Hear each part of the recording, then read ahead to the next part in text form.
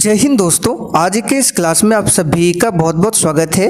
तो दोस्तों, बिहार पुलिस सिपाही की परीक्षा के लिए आज के इस वीडियो में जीके जीएस से 40 मोस्ट इम्पॉर्टेंट प्रश्नों को कवर करेंगे। और साथियों, आज का यह जो प्रैक्टिस सेट है वही इस प्रैक्टिस सेट को सॉल्व कर सकता है जिनकी तैयारी थोड़ी बहुत अच्छी है, क्योंकि साथियों इस प्रैक्टिस सेट में मैक्सिमम जो क्वेश्चन है वो मॉडरेट लेवल के हैं। तो साथियों, आज का प्रैक्टिस सेट आपके लिए काफ़ी ज़्यादा इम्पॉर्टेंट होगा, इसलिए आप लोग पूरा क्लास को ध्यान से देखिए। तो चलिए इसी के साथ आज के इस क्लास को स्टार्ट करते हैं। तो फटाफट से आप सभी सेशन को लाइक कर दीजिए और आज के सेशन को अपने सभी दोस्तों के साथ भी शेयर कर दीजिए। तो चलिए आज का पहला क्वेश्चन देखते हैं। भारत के किस राज्य में समान नागरिकता संहिता लागू है? मेघालय, केरल, हरियाणा या फिर गोवा में? बिल्कुल आपको सोच समझकर आंसर करना है। चलिए क्वेश्चन नंबर 1 के लिए आंसर कीजिए। और साथियों, प्रत्येक स्टूडेंट को नीचे लाइव चैट में अपना अपना आंसर जरूर करना है, जिससे आप सभी का प्रॉपर तरीके से रिवीजन भी हो सके। तो यहाँ पर क्वेश्चन नंबर 1 के लिए आंसर हो जाएगा आपका गोवा। ध्यान रखिएगा, भारत के गोवा राज्य में समान नागरिकता संहिता लागू है। अच्छा, समान नागरिक संहिता की बात करें, संविधान के किस आर्टिकल में इसके बारे में है? तो आर्टिकल 44 में समान नागरिकता संहिता के बारे में बताया गया है। ध्यान रखिएगा। तो यहाँ पर क्वेश्चन का आंसर हमारा क्या हो जाएगा? D option. चलिए आगे बढ़ते हैं। संसद के कितने सत्र होते हैं? बहुत ही शानदार लेवल का क्वेश्चन है, आगे आपको और मॉडरेट लेवल का क्वेश्चन मिलेगा। चलिए आंसर कीजिए, संसद के कितने सत्र होते हैं? तो देखिए इस क्वेश्चन का आंसर हो जाएगा उपर्युक्त सभी। बजट सत्र, मानसून सत्र, शीतकालीन सत्र, ये सभी क्या है? संसद के सत्र है। अब देखिए यहाँ से बात करते हैं बजट सत्र की। तो बजट सत्र जो है इसको ध्यान रखिएगा फरवरी मई में होता है। मानसून सत्र जुलाई से सितंबर, और शीतकालीन सत्र की बात करें तो ये होता है नवंबर दिसंबर में, इसे ध्यान रखिएगा। और दो सत्रों के बीच की जो दूरी है ये 6 माह से अधिक नहीं हो सकती है, इस क्वेश्चन को भी ध्यान रखना है। एक्स किरण किसको पार नहीं कर सकती है? और देखिए साथियों, जो भी चैनल पर पहली बार आए हैं आप लोग क्लास टाइमिंग को नोट कीजिए। ये क्लास आपको डेली दोपहर 3 बजे मिलेगा। और अगर आप लोग बिहार पुलिस के लिए लाइव के साथ प्रैक्टिस सेट लगाना चाहते हैं मैराथन क्लास के लिए, तो इसके लिए आप लोग रात 8 बजे की क्लास को देखिए। इसमें आपको लाइव के साथ क्लास मिलेगा रात 8 बजे। तो क्वेश्चन नंबर 3 के लिए आपका आंसर यहाँ पे हो जाएगा एक्स किरण जो है किसको पार नहीं कर सकती है? तो याद रखिएगा, अस्थि को पार नहीं कर सकती है। अच्छा, एक्स किरण की खोज किसने किया था? रॉन्टजन ने। यहाँ पे लिख देते हैं, रॉन्टजन ने एक्स किरण की खोज किया था। पॉजिट्रॉन की खोज किसने किया था? पूछा हुआ क्वेश्चन है, आंसर कीजिए। पॉजिट्रॉन की खोज किसने किया था? चलिए बिल्कुल सही आंसर दिए हैं, एंडरसन ने पॉजिट्रॉन का पता लगाया था। रदरफोर्ड की बात करें, प्रोटॉन की खोज किया था इसने? रदरफोर्ड ने। हालांकि पूछा जाता है प्रोटॉन का खोज किसने किया था, तो होता है गोल्डस्टीन। ध्यान रखिएगा, कौन? गोल्डस्टीन। लेकिन प्रोटॉन का नामकरण किया था रदरफोर्ड ने। थॉमसन की बात करें तो इन्होंने इलेक्ट्रॉन की खोज की थी। जेम्स चैडविक ने न्यूट्रॉन की खोज किया था। एक नाम आता है डाल्टन। इन्होंने क्या किया था? तो सर्वप्रथम परमाणु सिद्धांत को दिया था डाल्टन ने। 1 जूल किसके बराबर होता है? ये क्वेश्चन भी पूछा हुआ क्वेश्चन है, आंसर कीजिए। 1 जूल किसके बराबर होता है? और साथियों, आज के इस प्रैक्टिस सेट में टोटल 40 क्वेश्चन हैं और 40 में से कम आपको 30 क्वेश्चन के सही सही आंसर करने हैं, इसलिए पूरा क्लास को ध्यान से अटेंड कीजिएगा। तो 1 जूल बराबर होता है 10 पर पावर 7 अर्ग के बराबर। यहाँ पर सी ऑप्शन आपका करेक्ट आंसर है। जूल जो है ये ऊर्जा का एसआई मात्रक है। किसका? ऊर्जा का। ध्यान रखिएगा। तो ऊर्जा का एसआई मात्रक पूछे क्या हो जाएगा? जूल। कार्य का एसआई मात्रक पूछे तो कार्य का एसआई मात्रक भी होता है जूल, लेकिन कार्य का सीजीएस पद्धति में मात्रक पूछे तो अर्ग होता है, इसे ध्यान रखिएगा। क्या होता है, अर्घ होता है। कार्य का सीजीएस पद्धति में मात्रक और एसआई में जूल होता है। अब यहाँ से आपको क्वेश्चन बताते हैं, ध्यान से सुनिएगा। पूछता है कि 1 कैलोरी में कितना जूल होता है। कभी कभी एग्जाम में पूछता है, तो याद कर लीजिए 4.186 जूल होता है 1 कैलोरी में। अच्छा, 1 किलोवाट में पूछे कितना जूल होता है 1 किलोवाट घंटा में, तो ध्यान रखिएगा 3.6 × 10⁶ जूल, ये 1 किलोवाट घंटा में होता है। इन सभी फैक्ट को ध्यान रखिएगा। आगे देखिए, वह कौन सा पदार्थ है जिसका उपयोग खाद्य परीक्षण के रूप में किया जाता है। परीक्षण नहीं होगा, परिरक्षण, यानी खाद्य के परिरक्षण में किया जाता है। तो यहाँ पर इस क्वेश्चन का आंसर हो जाएगा सोडियम बेंजोएट। ध्यान रखिएगा, सोडियम बेंजोएट। अगला क्वेश्चन देखते हैं, उस विटामिन का नाम बताइए जो किसी भी मांसाहारी भोजन में नहीं मिलता है।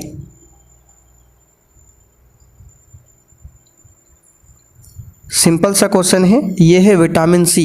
ये किसी भी मांसाहारी भोजन में नहीं मिलता है। इसका रासायनिक नाम एस्कॉर्बिक अम्ल है और विटामिन सी की कमी से अस्कर्वी बीमारी होती है। ध्यान रखिएगा, अस्कर्वी। जुकाम का कारण क्या है।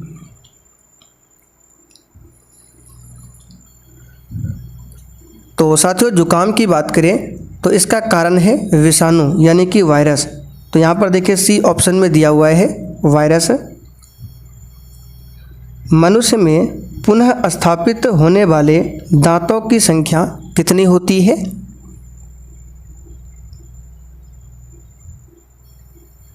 तो प्यारे साथियों, मनुष्य में पुनः स्थापित होने वाले दांतों की कुल संख्या कितनी होती है, तो याद रखिएगा 20। कितनी होती है, 20। व्यर्थ में कौन सा समास है। और देखिए साथियों, अगर आप लोग बिहार पुलिस के लिए मैथ्स का प्रैक्टिस सेट लगाना चाहते हैं तो आप लोग सुबह 11 बजे की क्लास को देखिए। ये क्लास आपको मेरे दूसरे चैनल पर मिल जाएगा। उस चैनल का नाम है दिवाकर स्टडी IQ। इसका लिंक मैं डिस्क्रिप्शन बॉक्स में दे देता हूँ, आप लोग क्लिक करके देख लीजिएगा दिवाकर स्टडी IQ। इस चैनल पर 11 बजे मैथ्स और शाम 7:30 बजे रीजनिंग का प्रैक्टिस सेट सॉल्व कराया जाता है। तो व्यर्थ में अव्ययी भाव समास है। सिंपल सा क्वेश्चन है, अव्ययी भाव। अनुलोम विलोम शब्द का यहाँ पे अनुलोम शब्द का विलोम आपको बताना है, क्या होगा। तो अनुलोम का विलोम होता है प्रतिलोम। देखिए बी ऑप्शन में दिया हुआ है प्रतिलोम। चलिए अगला क्वेश्चन देखिए, जो पीछे चलता हो उसके लिए एक शब्द क्या है। तो साथियों, जो पीछे चलता हो उसके लिए एक शब्द कौन सा है, तो याद रखिएगा अनुचर। पीछे चलने वाले को अनुचर बोला जाता है। महादेवी वर्मा का जन्म कहाँ पर हुआ था। चलिए बिल्कुल एग्जाम में छपने वाला क्वेश्चन है, आंसर बताइए। महादेवी वर्मा का जन्म कहाँ पर हुआ था, तो ध्यान रखिएगा फर्रुखाबाद में। ऑप्शन ए यहाँ पर सही है, फर्रुखाबाद में। पारदर्शी माध्यम का अपवर्तनांक क्या होगा जिससे वह निर्वात में अदृश्य हो जाए।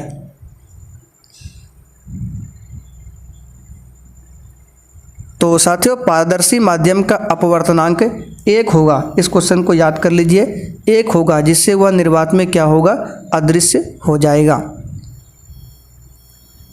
एक कण पर सदैव उसके वेग के लंबवत नियत परिणाम का बल कार्य करता है। फलस्वरूप कण एक समतल में गति करता है। निष्कर्ष यह है कि, तो इसका निष्कर्ष क्या है कि कण जो है एक वृत्तीय पथ पर गति करता है। यहाँ पर डी ऑप्शन आपका सही जवाब है, कण जो है एक वृत्तीय पथ पर गति करता है। निम्नलिखित में से सबसे अधिक संपीड़ितता किसकी होगी।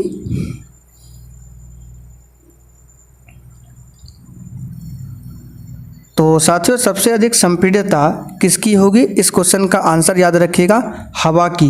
किसकी होगी, हवा की, क्योंकि गैसों की जो संपीड़ितता है ये सबसे अधिक होती है, क्योंकि गैसों का घनत्व न्यूनतम होता है और प्रवाह अधिकतम होता है। तो हवा क्या है, एक प्रकार का गैस है। एक मनुष्य 2 मीटर लंबा है, उसे अपना पूरा प्रतिबिंब देखने के लिए निम्नलिखित में से किस न्यूनतम ऊंचाई का समतल दर्पण आवश्यक होगा। बहुत ही शानदार क्वेश्चन है। और देखिए साथियों, अगर आप लोग बिहार पुलिस के साथ साथ बिहार एसएससी इंटर लेवल की भी तैयारी करते हैं तो इसके लिए आप लोग सुबह 10 बजे की क्लास को देखिए। लाइव में दिया जाता है क्लास इसी चैनल पर सुबह 10 बजे से। तो 17 के लिए आपका आंसर यहाँ पे क्या हो जाएगा, तो इस क्वेश्चन का आंसर हो जाएगा 1 मीटर। क्या हो जाएगा, 1 मीटर। क्यों होगा, देखिए समतल दर्पण में पूरा प्रतिबिंब देखने के लिए समतल दर्पण का आकार जो होता है वस्तु के आकार का आधा होना चाहिए। अगर मनुष्य 4 मीटर लंबा है तो समतल दर्पण होना चाहिए 2 मीटर, इसका आधा। 2 मीटर लंबा है तो 1 मीटर। इस फैक्ट को ध्यान रखिएगा। कांच के उत्तल लेंस को पानी में डुबाने पर उसकी फोकस दूरी और प्रकृति क्या होगी। एग्जाम में कुछ क्वेश्चन बिल्कुल इसी टाइप के पूछे आते हैं और आप लोग छोड़ के चले आते हैं। कांच के उत्तल लेंस को पानी में डुबाने पर उसकी फोकस दूरी और प्रकृति क्या होगी। तो साथियों, कांच के उत्तल लेंस को पानी में डुबोने पर उसकी फोकस दूरी अधिक हो जाती है और प्रकृति जो है उत्तल लेंस ही रहेगा। सिर्फ क्या होगा, फोकस दूरी बढ़ेगा। तो यहाँ पे देखिए बी ऑप्शन में दिया हुआ है। सूर्य का द्रव्यमान कितना होता है। चलिए 19 के लिए आंसर कीजिए। ये सभी क्वेश्चन मोस्ट वीवीआई क्वेश्चन है। सूर्य का द्रव्यमान कितना है। तो सूर्य का द्रव्यमान जो होता है 10 पर पावर 29 टन के बराबर होता है। केजी की बात करें तो सूर्य का द्रव्यमान 1.98 इंटू 10⁻30 केजी होता है। इसे ध्यान रखिएगा। अच्छा, सूर्य के केंद्र का तापमान पूछे कितना होता है तो इसे भी नोट कर लीजिए, 10 पर पावर 7 केल्विन होता है। सूर्य का घनत्व कितना होता है 1.408 ग्राम प्रति घन सेंटीमीटर। ये सूर्य का क्या है, घनत्व है, यानी कि डेंसिटी है। एक उत्तल लेंस और एक अवतल लेंस आपको दिया गया है जिसकी शक्ति अज्ञात है। किस लेंस की शक्ति अधिक होगी, ये आपको बताना है।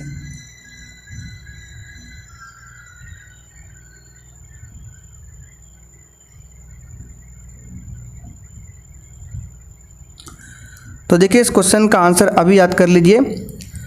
तो देखिए एक उत्तल लेंस और एक अवतल लेंस आपको दिया गया है, लेकिन यहाँ पे शक्ति क्या है, अज्ञात है। तो हमेशा आपको ध्यान रखना है उत्तल लेंस की शक्ति अधिक होगी। ध्यान रखिएगा, आंसर यहाँ पे ए हो जाएगा। अवतल लेंस की तुलना में उत्तल लेंस की शक्ति जो है अधिक होगी। इस टाइप के क्वेश्चन अगर एग्जाम में आता है तो आप लोग छोड़ के चले आते हैं, छोड़ना नहीं है। माल्थस सिद्धांत के मामले में यदि मजदूरी बढ़ती है तब इसका परिणाम क्या होगा।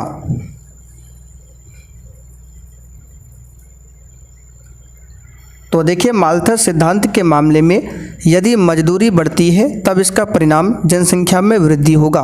क्या होगा, जनसंख्या में वृद्धि। फारसी साप्ताहिक मिरात उल अखबार किसने प्रकाशित किया था।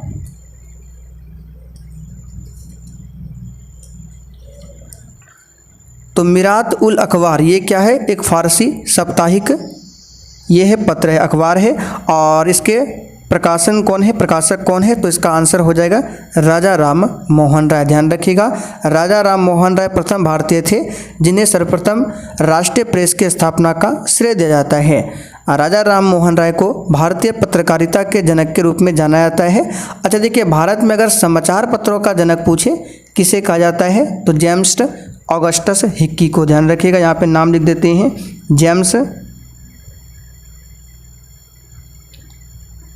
जेम्स ऑगस्टस हिक्की को भारत में समाचार पत्रों का जनक माना जाता है। ध्यान रखिएगा। अच्छा, भारतीय समाचार पत्रों का मुक्तिदाता पूछे तो राजा राम मोहन राय। तरलता जाल की अवधारणा किसने विकसित किया है।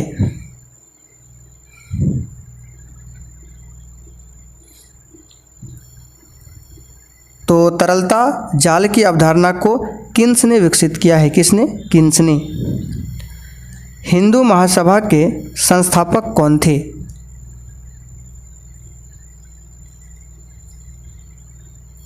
चलिए अच्छा क्वेश्चन है।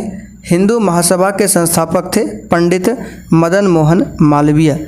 इन्होंने 1915 में हिंदू महासभा की स्थापना किया था और इन्होंने ही फरवरी 1916 में BHU की भी स्थापना किया था। BHU बनारस हिंदू यूनिवर्सिटी, ध्यान रखिएगा।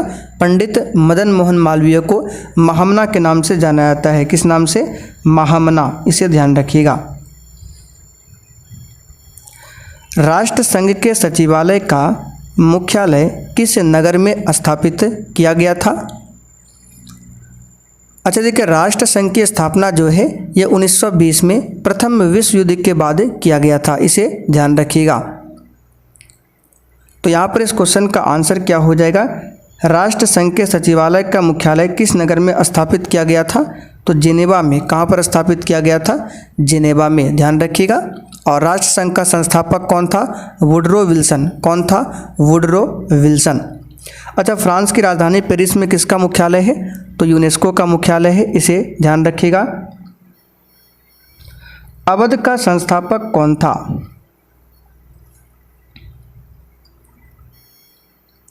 तो बहुत ही आसान क्वेश्चन है। अवध का संस्थापक कौन था?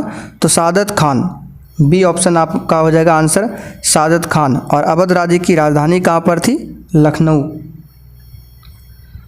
ICS परीक्षा एक साथ इंग्लैंड और भारत में कब लेनी आरंभ की गई थी?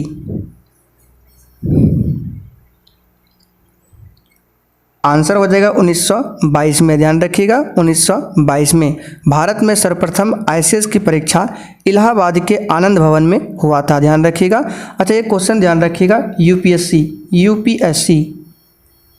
यूपीएससी का गठन हुआ था 1926 में, ध्यान रखिएगा 1926 में। तो क्वेश्चन बनता है, यूपीएससी की जो स्थापना होती है 1 अक्टूबर 1926 को किस आयोग के सिफारिश पर? तो याद रखिएगा, ली आयोग के सिफारिश पर। यूपीएससी का गठन 1926 में हुआ था ली आयोग के सिफारिश पर, इसे ध्यान रखिएगा।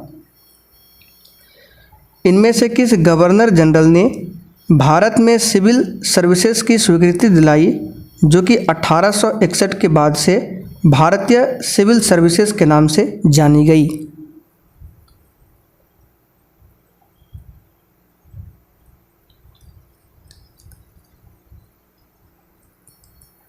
तो यहाँ पर 28 के लिए आपका आंसर क्या हो जाएगा? ध्यान रखिएगा, कॉर्नवालिस ने। किसने? कॉर्नवालिस ने। कॉर्नवालिस को भारत में नागरिक सेवा का जनक भी माना जाता है। लेटराइट मृदा कहाँ पाई जाती है? तो देखिए, लेटराइट मृदा जो है आर्द्र तथा शुष्क जलवायु वाले उष्णकटिबंधीय क्षेत्रों में पाई जाती है। आंसर हमारा क्या होगा? B option. एक ही समय में कंपन करने वाले स्थानों को जोड़ने वाली रेखाओं की श्रृंखला क्या कहलाती है?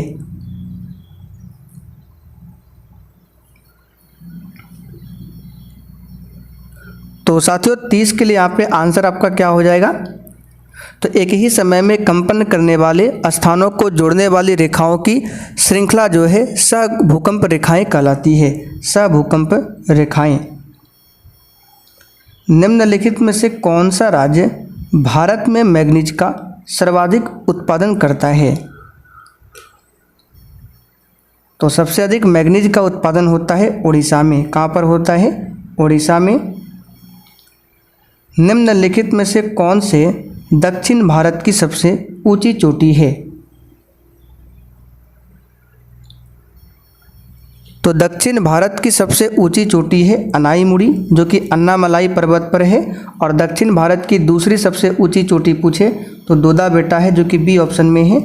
और ये नीलगिरी पर्वत श्रेणी की सबसे ऊंची चोटी है, इसे ध्यान रखिएगा। चलिए आगे बढ़ते हैं। अच्छा, धूपगढ़ की बात करें, ये किस पहाड़ी की सबसे ऊंची चोटी है? तो सतपुड़ा पहाड़ी की सबसे ऊंची चोटी है धूपगढ़। कोंकण रेलवे किस पर्वत श्रेणी में से होकर गुजरती है? चलिए, बहुत ही शानदार लेवल का क्वेश्चन है। तो कोंकण रेलवे की बात करें, ये किस पर्वत श्रेणी में से होकर गुजरती है? तो ध्यान रखिएगा, वेस्टर्न घाट। आंसर क्या हो जाएगा? वेस्टर्न घाट। उत्तरी गोलार्ध में वर्ष का सबसे छोटा दिन कब होता है? सही आंसर है 22 दिसंबर को। कब होता है? 22 दिसंबर को। और इसी तिथि को दक्षिणी गोलार्ध में सबसे बड़ा दिन होता है, लेकिन उत्तरी गोलार्ध में सबसे छोटा। भारत के कुल यात्री परिवहन में सड़क परिवहन का योगदान कितना है?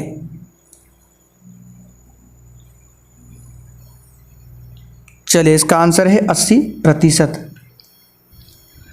वायुमंडल में सबसे अधिक मात्रा में विद्यमान अक्रिय गैस कौन सी है? यहाँ पे विद्यमान होगा। तो वायुमंडल में सबसे अधिक गैस सिर्फ पूछे तो नाइट्रोजन है, लगभग 78%। अगर अक्रिय गैस में पूछे सबसे अधिक कौन सी गैस है, तो हमने आपको बताया था आर्गन। ये लगभग 0.93% के आसपास है, जो कि सबसे अधिक है अक्रिय गैस में। तो आंसर यहाँ पे देखिए आर्गन दिया हुआ है। भारत के भौगोलिक मानचित्र को कौन तैयार करता है?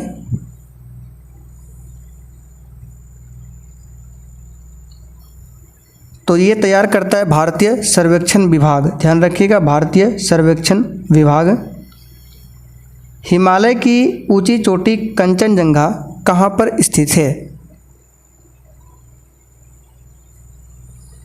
चलिए, इस क्वेश्चन का आंसर हो जाएगा सिक्किम में। पिपली घाट दर्रा किस पर्वतीय भाग में स्थित है?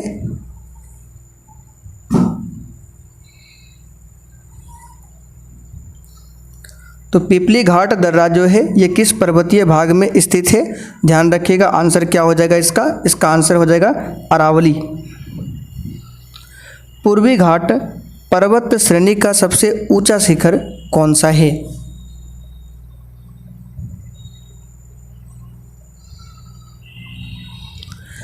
सही आंसर हो जाएगा महेंद्रगिरी। क्या हो जाएगा? महेंद्रगिरी। यहाँ पर बी ऑप्शन आपका सही है। चलिए आगे बढ़ते हैं। तो चलिए आज के लिए इतना ही। अब आप लोग कमेंट करके बताइए किसने 40 में से कम 30 प्रश्नों के सही आंसर कर पाए हैं। तो चलिए आज के लिए इतना ही। तब तक के लिए जय हिंद।